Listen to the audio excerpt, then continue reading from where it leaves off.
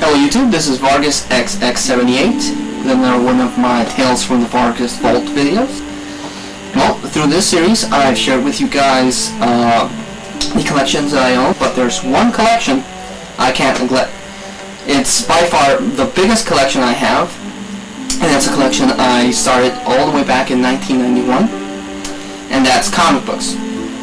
Now, my love for comic books started back around when I was 8. Once a month, my parents would take me to Toys R Us, and I could get to pick out any action figure I wanted. Now, that particular month, we went and I didn't see anything that caught my eye, but as we were going out, we went through the cashiers, and I saw this 3-issue comic book set. It had 3 comic books for a cheap price, and I saw the covers, and I told my parents that that's what I wanted, and they got it for me.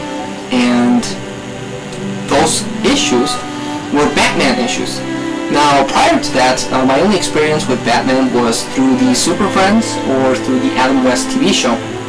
But when I got home and I ripped open that bag and I read the books, they blew my mind. I mean, the artwork was very, very dark and cool. The story was also incredibly dark. The comic books were issue 397, and 98, and 99 of Batman. 97 and 98 dealt with Two-Face, and it had issues like Batman breaking up with, having problems with Catwoman, and then having problems with Robin, and it was really, really cool. I don't have the original comic books, I'll explain why later, but through Comic Con, I was able to track down and get issue 399. Now this issue continues Batman's problems with Catwoman while he's trying to solve a murder mystery. There's this guy that killed his girlfriend and then shrunk the head, but then Batman asks Catwoman for help and they stop the guy, but Catwoman decides to leave Batman just as Robin too, Jason Todd comes back. So, you know, those 3 books really blew my mind as a kid. Then 2 months after that, we went back and they didn't have any more Batman issues, but they did have a 3-issue set of Teenage Mutant Ninja Turtles Adventures by Archie Comics. Now, that was pretty faithful. I mean, the Teenage Mutant Ninja Turtles cartoon was up and running, and that was pretty awesome. So, that didn't have consecutive issues. It had like issue 7, which the Turtles, in that one the Turtles go to the intergalactic wrestling circuit, and they meet up with Cowley the Cowlick. And then it had issue 10, which the Turtles have to stop Scott, and then they have to deal with Grim, which was this mutated leech. Now, in issue 11, deals with the aftermath of that battle, and they start dealing with, they meet the Rat King. Same deal as before, I don't have the original ones, but through Comic Con I was able to get issue 11. Now, the reason why I don't have the original books anymore is because every chance I got, I would read the hell out of those books. I mean, we went out to the store, I would bring them along. We went out to the park, I would bring them along. I basically, so many times I read those books, I destroyed them, to the point where my mom just grabbed them and threw them in the trash. Years passed by. I never read or touched the comic book again until one day I was going out of school, and I saw a comic book that caught my eye. And that comic book is X-Men 3. Now, this was a really good book. I mean, it shows all the X-Men, which at that point I didn't know anything about the X-Men, but it shows all the X-Men fighting amongst themselves. It stars Magneto. It's actually Chris Claremont's last issue on X-Men, so you know that's cool. And I thought it was a really good issue. The artwork was really cool. I mean, to this day, Jim Lee is an incredible artist, and he's actually gotten better with age. But the story was wordy, I thought, but it was really good. Well, I still have, this is the original book I bought all the way back in 1991. what sealed the deal for me, I mean, what really got me hooked back into comic books, is this comic that I'm about to show you.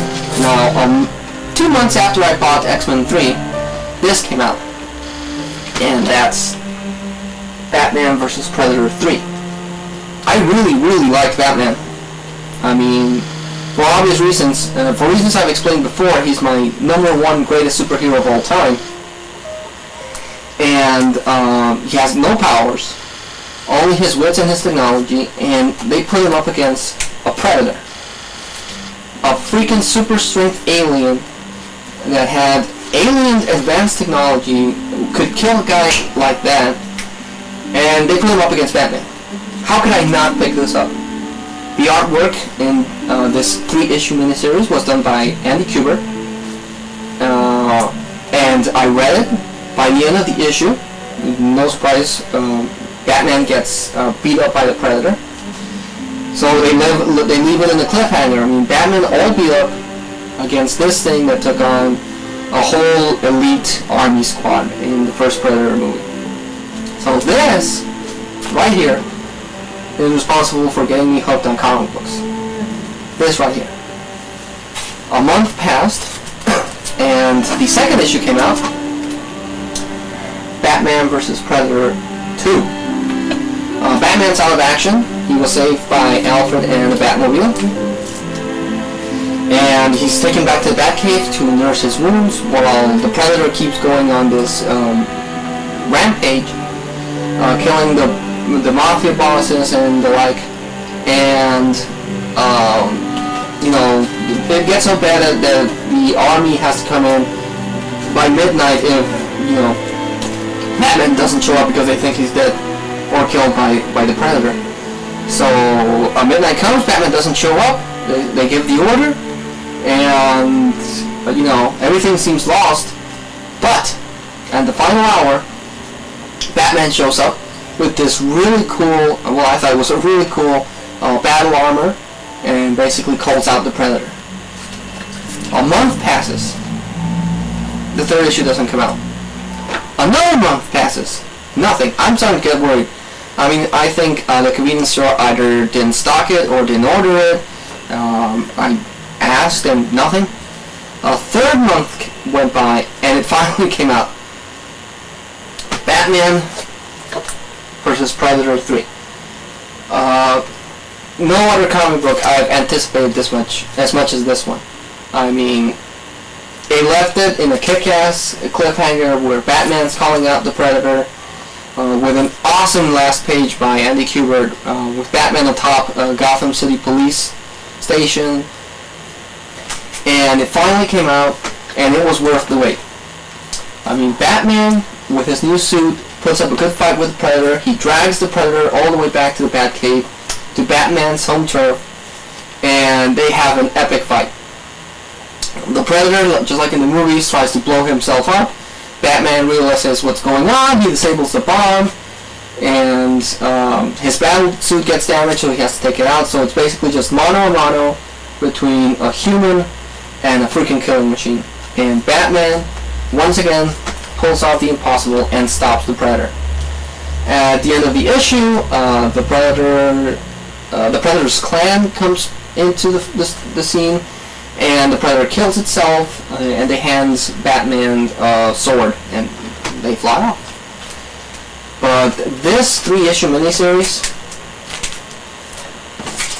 is what sealed the deal for me. I mean, this is what got me back into comic books. And right now, my comic book collection borders on 4,200, I think. And each one of the series that I own has had its up and downs, but it's given me years and years of fun, of good reading. Comic books get the same bad rap as video games. Most people don't consider them art. I do. I mean, a good comic book can move you, and it's a good drawn comic book can blow your mind away. I mean, artists like Alex Ross, Andy Kubert, Jim Aparo, Jim Lee, they just, they push the medium forward. And, most people think it's a kiddie hobby, but I don't personally agree. I think comic books have matured a lot through all the years I've collected. There was that time in the 90s where they got all crazy with variant covers and chrome covers and all that stuff, and you know, they suffered for it, but they've gotten bold. Just wanted to share with you guys the origins, you could say, of my comic book collection. You know, like always, I hope you liked it, and any comments and rates you would like to leave are much appreciated. So, for now, this is Vargas and the Fabulous 3, signing off.